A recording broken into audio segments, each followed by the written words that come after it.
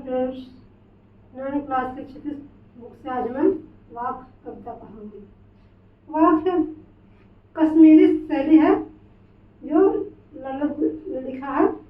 कवित्री का नाम है ललित, जो कश्मीर से हैं, और मतलब उनकी शैली को, उनकी कविता को वाक कहा जाता है। वाक शैली है, शैली का नाम है वाक। वही कविता लिखी है, वो बहुत मतलब भक्ति में लीन रहती हैं, भगवान की भक्ति में कुछ ज़्यादा ही लीन रहती है। उनका कविता एक कश्मीरी कविता है और इसका हिंदी अनुवाद किया गया है, तो वही अनुवाद हमें पढ़ना है 9वीं क्लास में। इसे हम पढ़ते हैं वाक।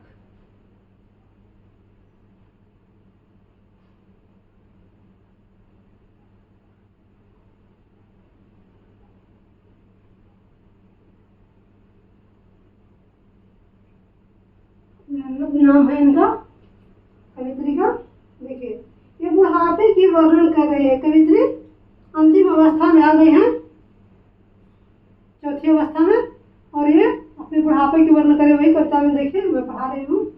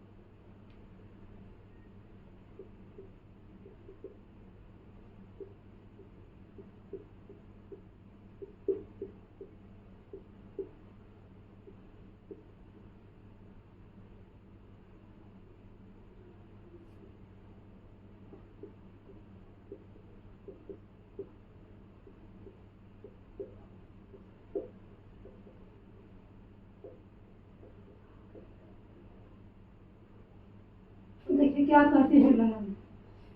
कहते कि रस्सी कच्चे धागे की खींच रही है नाव। नाव किसको कह रहे हैं? अपने शरीर को कह रहे हैं। बुढ़ापे के शरीर, जो बुढ़ापे की अवस्था है, कह रहे कि मेरे नाव रूपी शरीर रस्सी कच्चे धागे की रस्सी खींच रही, सांसों की डोरी खींच रही है, यानी सांसों, यानी जीवन जी रही है किसी तरह से। यानी रस्सी कच्चे धागे की खींच रही है नाव, जाने कब सुन मेरी पुकार, कहे देव भव सागर पार, करे देव भव सागर पार। क्या कहते हैं? किसी तरह से अपने जीवन की नैया से सांसों की डोरी खींच रही हूँ, यानी जी रही हूँ मैं। पता नहीं भगवान कब मेरी पुकार सुनेंगे और इस भव सागर को कहते हैं। भव सागर मतलब सागर के बीच का क्षेत्र कहा जाता है, लेकिन यहाँ भव सागर का संसार है। यानी इस संसार से पता नहीं, दुख की संसार से पता नहीं भगवान कब मेरी पुकार करेंगे, कब मेरी पुकार सुनेंगे और इस दुख की नैया पार लगाएंगे, यानी दुख के सागर से हम पार जाएंगे, यानी दुख से हमारा निवारण होगा, छुटकारा मिलेगा। इस तरह से रस्सी कच्चे धागे की खींच रही मैं नाव, देखिए मैं नाव खींच रही, मैं शरीर को खींच रही हूँ, जाने कब सुन मेरी पुकार, करे देव भव सागर पार। कहते हैं कि मैं नाव रूपी शरीर को किसी तरह से जी रही हूँ, सांसें खींच रही हूँ कच्चे रस्सी का मतलब सांसें, कब सांस टूट जाए कोई पता नहीं है, यानी किसी तरह से मैं अपना जीवन जी रही हूँ, कब पता नहीं भगवान कब मेरी पुकार सुनेंगे और मुझे संसार रूपी भव सागर से पार करेंगे, यानी संसारिक शरीर से कब मुक्ति मिलेगी, संसारिक दुखों से कब छुटकारा मिलेगी। अब देखिए आगे, पानी टपके कच्चे सकोरे, सकोरे मतलब होता है घड़ा, कच्चा घड़ा, जो मिट्टी का घड़ा नया नया बनाया जाता है उसे कहते हैं। पानी टपके कच्चे सकोरे व्यर्थ प्रयास हो रहे मेरे, जी में उठती रह घर जाने की चाह है मेरी। क्या कहते हैं, कभी नहीं कहते हैं कि अब कच्चे सकोरे, जब मैं क्या बन गई हूँ, कच्चे घड़े के समान बन गई हूँ, और उसमें फिर पानी मतलब पानी जो है प्राण है, प्राण रूपी पानी धीरे धीरे टपकने लगे, क्योंकि कच्चा घड़ा में पानी नहीं टिकेगा, उसमें रखे हो तो गीला रहता है मिट्टी, तो पानी बह जाएगा। वही कह रही है कभी कभी कह रहे कि पानी टपके कच्चे सकोरे व्यर्थ प्रयास हो रहे हैं मेरे प्रयास व्यर्थ हो रहे हैं, क्योंकि अब मैं कच्चे घड़ा के समान हो गई हूँ, जो गीली मिट्टी से बनी होती है, और उसमें से प्राण रूपी मतलब धीरे धीरे मेरे प्राण टपक रहे हैं, पानी टपक रहे हैं, यानी पानी रूपी प्राण टपक रहे हैं, यानी कमजोर हो गए हैं कभी। जी में उठती रह हुक, यानी हुक यानी दर्द, रह कर कलेजे में हुक उठती है, दर्द उठती है, किससे, घर जाने की चाह, अगर घर जाने की इच्छा हो रही है, घर मतलब भगवान के घर मरने की इच्छा हो रही है, अब लग रहा है लेकिन जितना जल्दी मर जाए, बुढ़ापे जितना जल्दी बुढ़ापा से मुक्ति मिल जाए, इस शरीर जितना जल्दी मुक्त हो जाए, आत्मा मुक्त हो जाए, वही घर जाने की अंतिम इच्छा क्या है, घर जाना मतलब प्रभु के घर, यानी मर जाना, घर जाना मतलब मर जाना, घर जाने की इच्छा है, यानी उन्हें अब क्या लग रहा है कि अब इस संसार से, इस शरीर से मुझे छुटकारा मिल जाए, अब मैं मुक्त हो जाऊँ, किसी तरह से अपनी जीवन नैया को खींच रही हूँ, अपनी जिंदगी किसी तरह से जी रहा, जीने की इच्छा नहीं बच गई है उनमें, इसीलिए अब वे चाहते हैं कि भगवान मेरी पुकार सुन ले और मुझे भव सागर से पार कर दे, यानी संसार रूपी भव सागर से पार कर दे, संसार के सुख दुखों से छुटकारा दे। इसका यही अगला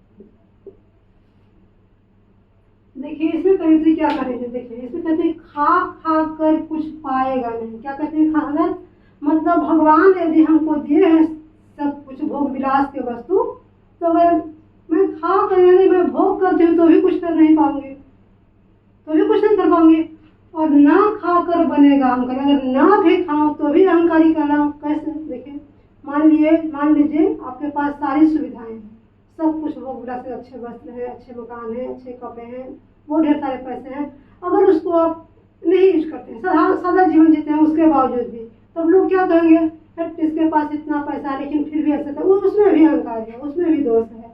और अगर मैं खा भी, अगर मैं उसका भोग भी करूँ तो क्या कर लूँगी उससे क्या फायदा है अगर मैं भोग भी करूँ तो, क्योंकि तो भगवान के पास जाएगा नहीं। एक कहने का तात्पर्य है, देखिए अगर खा कर कुछ पाएगा नहीं, खाने से भोग विलास कर नहीं लूँ सभी वस्तुओं का तो क्या फायदा, कुछ नहीं मिलेगा। और ना खाकर और ना खाऊं तो और अहंकारी बनूं, इसलिए क्या करें, सम खा तभी होगा संभावी। इसलिए कुछ खाए और कुछ दान कर दे। मान लीजिए 5 जोड़ी मेरे पास कपड़े हैं, उसमें से 1 जोड़ी दान कर दीजिए। इस तरह से कुछ खाए और कुछ त्याग करें, दान करें, तब क्या होगा, तब मन का संकल्प जो खुलेगा, मन का संकल्प है कि खुलेगा बंद द्वार की संख्या की अंधकार मिटेगा, तब मन तृप्त होगा, मन शांत हो जाएगा, क्योंकि उससे तृप्ति मिलती है दूसरे की भलाई करने से। तब यानी कभी कहती हैं यहाँ पे कि जितना धन है वो सिर्फ भोग विलास में नहीं बिताना चाहिए, उस कुछ गरीब को भी दान करना चाहिए। वैसे गरीब जो गरीब सचमुच में है, मान लिया जाए रोड पे जा रहे हैं, गरीब तो कैसे उसको घर पे लाएंगे हम नहीं, मान लीजिए जा रहे हैं रोड पे कोई भूखा है उसको खिला दीजिए, कोई अंधा है रोड पर उसको पार करा दीजिए, उसी तरह से किसी की सहायता कर दीजिए। वही करेगी तभी आपका उससे जो सुख मिलेगा और प्रेरणा देगा आगे बढ़ने की और मन की शांति मिलेगी। यही करना चाहती हूँ आगे।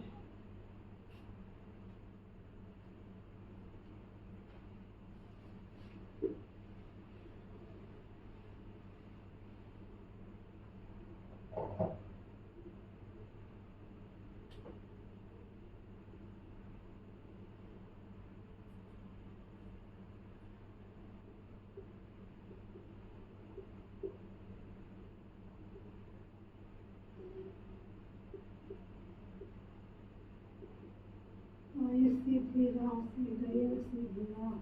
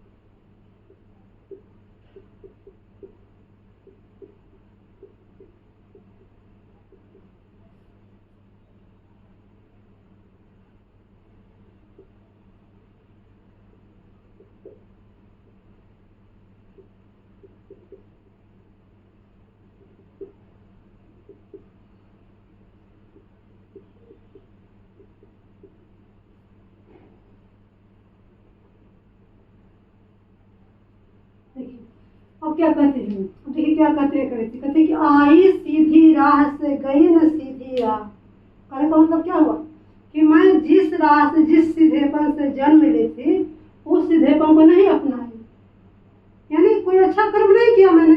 कवि क्या कहते हैं कि मैंने कोई अच्छा कर्म नहीं किया, यानी सुसुम से तू पर खड़ी थी बीत गया दिन रात। सुसुम से तू मतलब शिखर पर, पर्वत के शिखर पर खड़ी थी, इसका मतलब मैं बड़ी हुई थी और सारा दिन पूरा जिंदगी बीत गया, पूरा जिंदगी मेरा बीत गया। अब अंतिम समय पर आ गए हैं, शिखर पर आ गए हैं।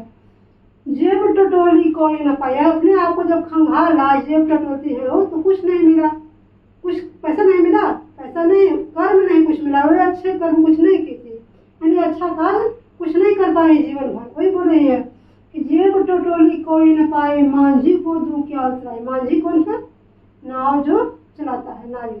तो भगवान के यहाँ जाने के लिए भव सागर में जो नाव आएगा उस पर जो बैठेगा ड्राइवर नाव का, उसे मांझी कहते हैं।